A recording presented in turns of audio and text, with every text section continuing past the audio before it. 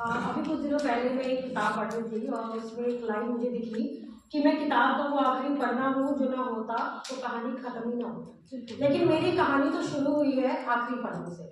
अक्सर बच्चों की कॉपियाँ चेक करते समय जब मैं आखिरी के पन्ने देखती थी तो उसमें बच्चे ने कभी दिल बनाए हैं, कभी कहानियाँ, मतलब कोई कोटेशन लिखी हुई है, किसी हीरो की कटिंग आर्ट मिल जाती है, कोई खिलाड़ी की कटिंग मिल जाती है। और जब मैं उनको देखती थी तो बच्चे बहुत हिचकते थे कि नहीं नहीं मैम पीछे मत देखो। तो मैं उनसे कहती थी कि अरे कोई बात नहीं। और मुझे ये लगता था कि वही बच्चों की असल में मौलिक अभिव्यक्ति है जिसे बच्चे वो छुपा रहे हैं और वो करना चाहते हैं। और ये झिझक जो उनके अंदर है अपने आप को एक्सप्रेस करने की, चाहे वो किसी आप हीरो के बारे में बात कर रहे हैं, आप किसी स्पोर्ट्स पर्सन के बारे में बात कर रहे हैं, आप अपनी मम्मी के बारे में बात कर रहे हैं, आप अपने दोस्त के बारे में बात कर रहे हैं, वो अपनी बात को शेयर नहीं कर रहे हैं। शायद अपने क्लोज फ्रेंड्स में करते होंगे, लेकिन एक मौखिक और लिखित रूप में तो हम एक 8 तक की क्लास में को मैं पढ़ाती हूँ, 6, 7, 8 को, तो उस लेवल पर भी बच्चे अपनी बात को एक्सप्रेस नहीं कर रहे। ये मेरे लिए सबसे चैलेंजिंग था कि बच्चे अपने आप को एक्सप्रेस करें। तो इसको एक किस तरह से मैं व्यवस्थित रूप से लेके आऊँ, ये मैंने 7th और 8th क्लास के लिए 7th और 8th क्लास के लिए मैंने एक आइडिया सोचा कि ये जो किताब के आखिरी पन्नों पे वो लिखते हैं वो केवल आखिरी पन्ने न रहे, बल्कि वो किताब की जो कॉपी के आखिरी पन्ने हैं वो उनकी अपनी पत्रिका बनता है। आपने स्कूल की मैगजीन्स देखी होगी, बड़े बड़े यूनिवर्सिटीज़ की मैगजीन देखी होगी, लेकिन मेरे विद्यालय में कक्षा 7 और कक्षा 8 के बच्चे अपनी व्यक्तिगत पत्रिका बनाते हैं। तो आप वो व्यक्तिगत पत्रिका में क्या लिखेंगे, चलो कॉपी में तो हिंदी कॉपी में उन्होंने सबसे पीछे लिख लिया, एक शेर लिख लिया या एक कविता लिख ली, एक चित्र बना दिया, लेकिन इसके अलावा उनको पत्रिका में तो बाकायदा काफ़ी पेज होने चाहिए, कम से कम 30-40 पेज बच्चा भर दे। तो ये मेरे लिए एक चैलेंजिंग था कि हम किस तरह से उसको और विषयों के बारे में सोचने की जरूरत है। तो 7th क्लास 8th क्लास को मैंने कहा कि आप लोग एक खाली कॉपी लेके आएंगे और उसमें आपको शुरुआत करनी है कि आपको कोई भी कविता अच्छी लगती है देख के, चाहे आप लाइब्रेरी से देखो या अखबार से देखो या अपने छोटे भाई बहनों की किताबें होंगी, आप देख के लिखो। आपको कोई चित्र अच्छा लगता है आप उसको लगाओ, आपको कोई खबर अच्छी लग रही है तो उसको लगाओ। लेकिन सबसे बड़ी प्रॉब्लम ये आई कि कई बच्चों ने क्या किया कि बहुत सारे अपनी मैगजीन बनाने के चक्कर में बहुत सारी अखबार की कटिंग काटी और फटाफट अपनी मैगजीनें लगाई। तो मुझे लगा कि शायद मैं ज़्यादा अच्छा क्लियर नहीं कह पाई बच्चों को। फिर मैंने उसके साथ एक शर्त रखी कि भाई आप अपनी मैगजीन में सिर्फ वही लगाएंगे जो आपने पढ़ा होगा, जो आपको पसंद हो। और एक बात मैं ये भी देखती हूँ कि क्योंकि मैं हिंदी की शिक्षिका हूँ, तो जब बच्चे वो मैगजीन बना रहे होते हैं तो बच्चे बहुत गलतियाँ करते हैं, लेकिन उस मैगजीन में मैं गलतियाँ नहीं छापती बिल्कुल, क्योंकि मुझे लगता है कि अगर मैं गलतियाँ छापने लगी तो फिर वो कॉपी चेक करने वाला बड़ा पारंपरिक ढंग हो जाएगा। लेकिन वो गलतियाँ मैं हमेशा अपने दिमाग में नोट डाउन करके रखती थी, और जब अपनी क्लास कक्षा शिक्षण में जाते हैं तो तब मुझे पता है कि ये बच्चा बड़ी की जगह छोटी की मात्रा लगाता है। तो वहाँ से हमें बच्चे की प्रॉब्लम भी पता चलती है कि आखिर बच्चा लिखने में या बोलने में क्या गलतियाँ करता है। तो मैं आपको अभी एक मैगजीन दिखाती हूँ। शुरू में जब ये मैगजीन बच्चों ने बनाई तो सबसे पहले तो फ्रंट कवर उन्होंने बहुत अच्छे से सजाया। सबसे पहले विज्ञापन, ऑलमोस्ट हीरो की फोटो, हीरोइंस की फोटो, गहनों की फोटो, इस तरह से बच्चों ने अपनी मेरे गांधी के सपने, इस तरह वो धीरे धीरे। सबसे बड़ी बात ये भी हुई कि जैसे बच्चे ने गुलाब का फूल बनाया हुआ है और बच्चे को ये लगा, ये एक देखिए इसमें स्लाइड में देखिए ये आदर्श छात्र है, इस समय कक्षा 8 में है। तो इसका एक इनोवेटिव क्या लगा, इसमें लिखा है कि मेरी पत्रिका को पढ़ने के लिए 7 दबाना। उसने बकायदा कीपैड बनाया कि भाई जब तक आप साथ में लगाओगे तो पत्रिका खोलने नहीं देता बिल्कुल। तो हम उसे लगाते हैं। तो ये बच्चों की क्रिएटिविटी है, मतलब वो उससे भी बहुत आगे निकल गए हैं। तो जैसे कि फूल लगाया तो बच्चे अब डायलॉग लिखने लगे कि कोई मुझ पर पानी डालो। एक बच्चे को कटिंग मिली कि वो बच्चा पढ़ रहा है, तो बहुत सारे स्माइलीज बनाए। आजकल सोशल मीडिया का जमाना है और बहुत स्माइलीज में बहुत बात कह रहे थे, तो बच्चा बोल रहे हो इस बेचारे को कितना काम मिला है। तो इस तरह बच्चों ने ये कि और एक अंक नहीं, बच्चों ने अंक 2, अंक 3 इतनी मैगजीन्स भर दी है अपनी। रोमन में हिंदी लिख रहे हो, देवनागरी में इंग्लिश लिख रहे हो, इसमें ऐसी कोई बाध्यता नहीं है कि आप इंग्लिश में लिखेंगे या आप हिंदी एक्सप्रेस करना है तो आप इंग्लिश में लिखिए, आप देवनागरी में इंग्लिश लिखिए, इसमें कोई बाध्यता नहीं है। और ये पहली पत्रिका है जो बच्चों ने बनाई। इसके बाद मुझे लगा कि कुछ और डेवलपमेंट हुआ बाद में, जब और बच्चों ने देखा, जब वो बच्चे 9th में चले गए उसके बाद और बच्चों ने देखा, तो बाद में बच्चों ने अपनी पत्रिकाओं के नाम भी रखने शुरू कर कर दिया। एक बच्चे ने अपनी पत्रिका का नाम रखा है रोबोट। ये देखिए यहाँ पे बहुत सारे बच्चों ने अपनी पत्रिका बनाई है। एक बच्चे ने लिखा है रोबोट, एक ने लिखा है इंजीनियर, और ये संजना की पत्रिका है और इसको पिछली बार वार्षिकोत्सव में सर्वश्रेष्ठ पत्रिका का पुरस्कार मिला है, क्योंकि इससे बच्चे मोटिवेट होते हैं। तो उड़ान नए शब्दों ये बच्चे खुद नाम लिखते हैं और इसमें इस बच्चे ने इंडेक्स बनाए जिसे कहते हैं प्रॉपर। वो शायद हमारी विद्यालय की पत्रिका का एक मजमून बन रहा था। यहाँ पे बच्चे ने ये ड्राइंग्स उसने खुद बनाई और राष्ट्रीय स्तर पे भी पोस्टर प्रतियोगिता में गई हुई है। इस तरह से बच्चे ने और पत्र लिखे हैं अपने उसको, पत्रों के लिफाफों को भी बहुत अच्छे से सजाया है। मतलब मुझे लगता है कि अब ये इनकी हॉबी है। और तीसरा जो अगर मैं आपको दिखाऊं तो ये हमारे विद्यालय की मैगजीन है और ये बच्चे वही बच्चे प्रेरणा थे जिससे हमें अपनी विद्यालय की मैगजीन हमारे यहाँ माध्यमिक और जूनियर विद्यालय के साथ चलता है। और एक बार ये वीडियो चलाइएगा सर प्लीज। गुड, ठीक है बनाइए। आप क्या बना रहे हो आयुष? क्या कर रहे हो? पहेलियाँ लिख रहे हो? Very good. और फिर पहेलियाँ इसमें डालोगे आप, इनमें डालोगे। अब सिर्फ मुझे ऐसा लगा कि भाई अब कहानियों से, कविताओं से और चित्रों से बात नहीं बनेगी, कुछ और हमें करना पड़ेगा इस मैगजीन के लिए। तो मैंने कहा आप क्या लिखवा सकते हैं बच्चों से। फिर मैंने एक गतिविधि कराई। अब क्योंकि 6, 7, 8 के बच्चे थोड़े बच्चे हो ही जाते हैं, तो मैंने पर्ची वाला गेम कराया। तो पर्ची वाले गेम में मैंने उनको कई मुद्दे दिए, जैसे क्या आपको लगता है कि लड़का लड़की में भेदभाव होता है। 7th क्लास में मैंने ये करवाया था। उसके बाद आप बड़े होकर क्या बनना चाहते हो, या आपका प्रिय विषय कौन सा है। अगर आपके पास आसपास सारी गंदगी हो जाए तो आपको कैसा लगेगा। तो अगर सर वीडियो होगा तो शायद इसमें 2 क्लिप होंगे। तो बच्चों ने बहुत ही सीधे तरीके से ये देखिए, अगर मैं गाँव का प्रधान हूँ, ये तो बहुत अच्छा है। अगर आप गाँव के प्रधान होते, गाँव का प्रधान बन गया तो जो भी जैसे गरीब होते हैं ना सबसे ज़्यादा हेल्प करूँगा। और जैसे कि हम देखते हैं हमारा कोटी गाँव में रोड बहुत ज़्यादा खराब है, उसको नहीं बनवाऊंगा।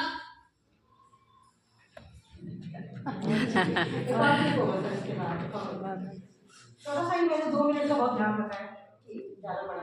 हाँ वही 2 मिनट ही बोली। तो आप बड़े होंगे क्या बनोगे और क्यों बताओ।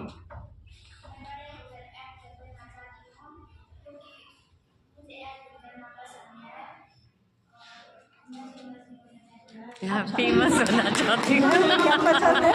फेमस होना चाहती हूँ।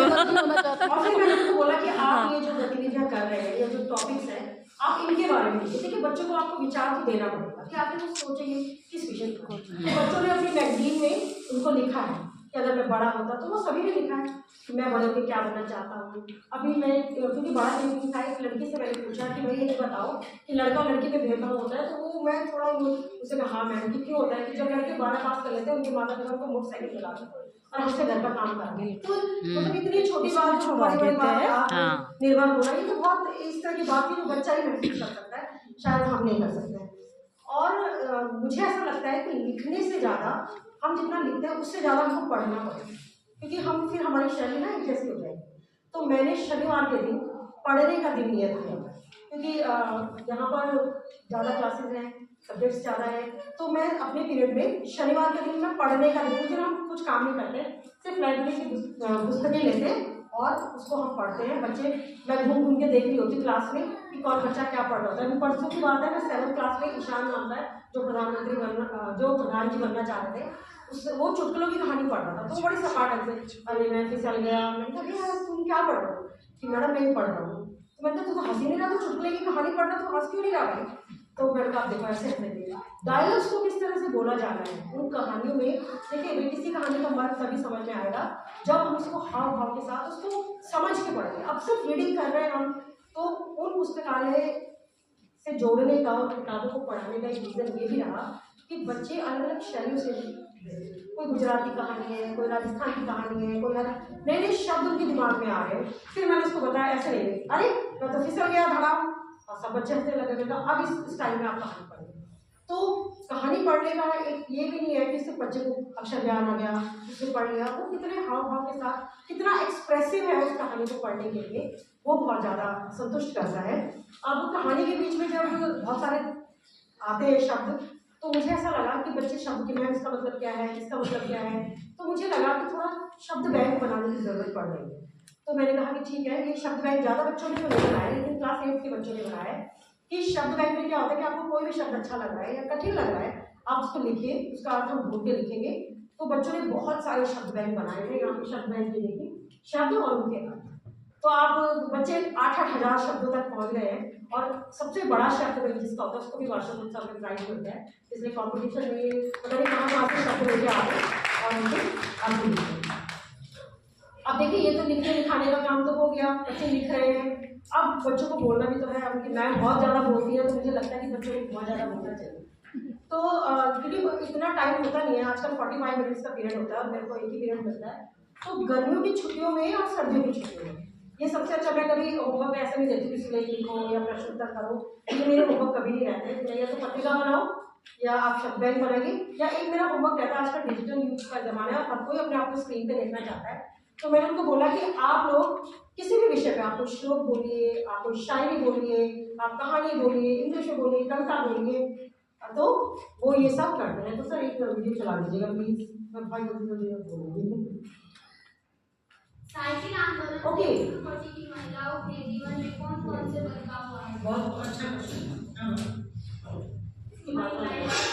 चलिए, साइकिल ट्रांसपोर्ट हुई और जेबन से मुक्त हुए और साइकिल से अनेक इलाकों में जा पहुंचे। बसों पर जाना पड़ा तो पति भाई बेटों पर निर्भर करना पड़ता था, अपने निर्भर नहीं होना पड़ता। बहुत।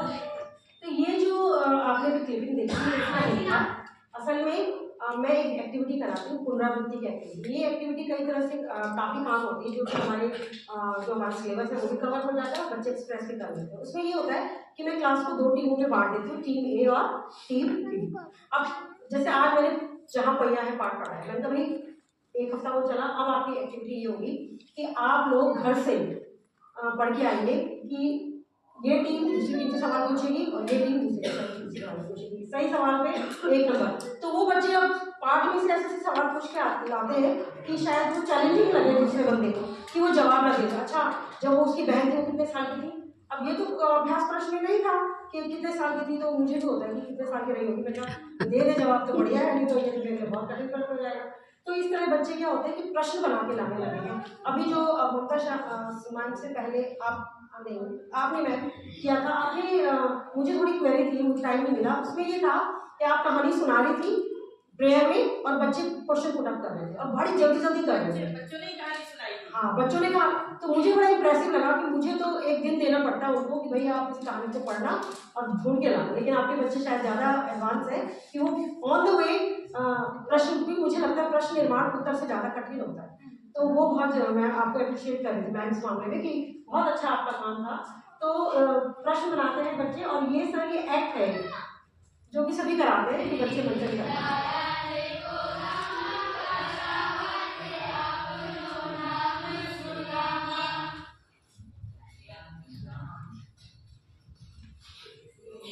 ये 8th में सुधाराचरित पाठ है, बच्चे पीछे से पाठ बोल रहे हैं और ये आगे से मंचन कर रहे हैं। ये वो जो मैं कह रही थी चला दीजिए, थोड़ा एक चला दीजिए, 2 है लेकिन आप एक चला दीजिए। मैं आपके सामने एक संस्कृत का श्लोक सुनाना चाहती हूँ। अभिवादनशीलस्य नित्यलोपसेविनां चत्वारितस्य वर्धन्ते आयुर्विद्यालय। अर्थात बड़ों को प्रणाम करने वाले, नित्योत्तम की सेवा करने वाले लोगों के 4 गुण। देखिए, वीडियो बनाने में मुझे एक फ़ायदा पता ये लगा कि बच्चे ना चलिए बोल तो लेते हैं, लेकिन वो किस तरह से अपने आप को प्रेजेंट कर रहे हैं। मतलब पहले नमस्ते कर रहे हैं, अपना परिचय दे रहे हैं, फिर कंटेंट बोल रहे हैं, फिर धन्यवाद ज्ञापित कर रहे हैं। मतलब एक प्रेजेंटेशन प्रॉपर होना चाहिए, बच्चे उसमें हैं। और एक ये जो मेरी टीचिंग प्रैक्टिस का मुझे जो बेस्ट पार्ट लगता है, हम क्योंकि यहाँ बच्चों की मौलिक अभिव्यक्ति की बात कर रहे हैं और मुझे ऐसा लगता है कि पत्रों से बड़ा माध्यम मौलिक अभिव्यक्ति का कोई भी नहीं है। मैगजीन में बच्चा हो सकता है किसी की कविता लिख ले या किसी का चित्र चिपका ले, लेकिन जब वो पत्र लिखता है तो वो नितांत मौलिक होता है। हम लोगों ने तो शायद बहुत समय से पत्र नहीं लिखे होंगे और बच्चों को जब मैंने संचार के साधनों पे बात की तो बच्चों ने भी पत्र नहीं लिखे थे। तो मुझे बड़ा आश्चर्य हुआ कि इन लोग बच्चों ने कभी प्रार्थना पत्र के अलावा कोई पत्र नहीं लिखा। तो उनको प्रॉपर मैंने फॉर्मेट बनाया कि किस तरह बनाया जाता है। पहले मैंने कहा मुझे पत्र लिखो कि आपने गर्मी की छुट्टियों में क्या करेंगे। तो बच्चों ने जिस तरह के पत्र लिखे कि मैडम आपकी डीपी बहुत अच्छी थी, आप ये करते उनका ये ठीक है, ये भी एक पार्ट है बच्चों से कनेक्शन होने का। फिर उसके बाद धीरे धीरे मैंने कहा आपने गर्मी की छुट्टियों में क्या किया, तो बच्चों ने वो बताया। अब मैं यहाँ पर पत्र लेके आई और फिर उसके बाद लक्ष्मीबाई को पत्र लिखने लगे और ये इनकी मैगजीन में छपा हुआ है। महात्मा गांधी जी को मतलब एक विचार दे रहे हैं कि आपने मुझे तो पत्र लिख लिए जो आप मुझसे पूछ रहे थे, लेकिन अगर आपको लक्ष्मीबाई जी अगर आपके सामने आ जाए 6 के बच्चों ने, तब आप कैसे पत्र लिखेंगे, आप क्या पूछना चाहेंगे उनसे। तो ये बच्चों की इमेजिनेशन को बढ़ाने के लिए उनको कि अब वो लक्ष्मीबाई के बारे में सोचे, सिर्फ वो कविता पढ़ के ना रह जाए, थोड़ा उनके बारे में सोचे कि मैं उनके बारे में क्या सोच सकता हूँ। गांधी जी के वो लिखते हैं कि क्या आपको ठंडी लगती है, आपको सर्दी में भी धोती पहने रहते हो, या आपने कभी जीवन में कभी चोरी, मतलब इस तरह के क्वेश्चन बच्चों के दिमाग में आ रहे हैं। ये कुछ पत्र हैं जो कि बच्चों ने लिखे हैं और ये बड़े सजाते हैं। उनके जो लिफाफे होते हैं ना, वो उन पर बहुत दिल बनाएंगे, क्राफ्ट कवर करेंगे। मतलब सबसे ज़्यादा मौलिक अभिव्यक्ति का जो माध्यम होता है वो ये पत्र होते हैं, जिसमें कि वो अपने दिल की बात लिख पाते हैं बिना किसी से कॉपी किए। तो ये सब जो चीज़ें हैं मुझे अपने बस ये अपना कंक्लूड कर देती हूँ मैं। तो व्यक्तिगत पत्रिका से लेकर विद्यालय की पत्रिका तक का मैंने जो सफर तय किया, इसमें मुझे एक फ़ायदा ये मिला है कि बच्चे थोड़े खुल गए, एक्सप्रेसिव हो गए हैं। वो अपनी विद्यालय की पत्रिका के लिए लेख लिखते हैं। और अब मेरा अब देखिए अब तक तो इसका संपादन नहीं करूँगी, लेकिन आगे मेरा ये विचार है कि बच्चे भी एक संपादन की टीम में, क्लास 8 के बच्चे संपादन की टीम में आते हैं, तो उनको ये पता चला है कि कहाँ कहाँ पर गलतियाँ हो सकती हैं। तो ये एक मौलिक अभिव्यक्ति की मेरी कुछ टीचिंग प्रैक्टिस थी। Thank you very much. आप